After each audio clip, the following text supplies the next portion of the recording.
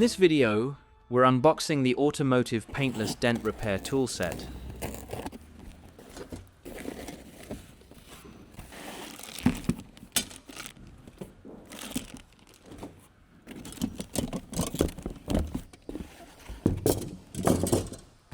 The red one is the long handle repair lever. The black one is the short handle repair lever. There are various sizes of repair tips.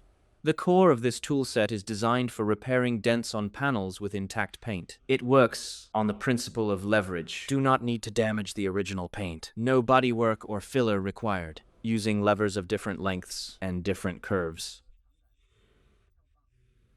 It can reach deep into the cavity behind the body panel.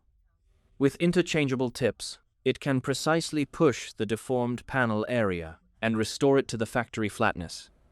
Now let's move to the tool demonstration. We choose a suitable tip. Install the tip onto the right lever.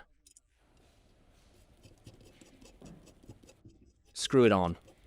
Now we'll use this lever for the repair demo.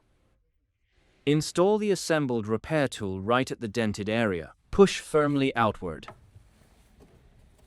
And we can repair the dent area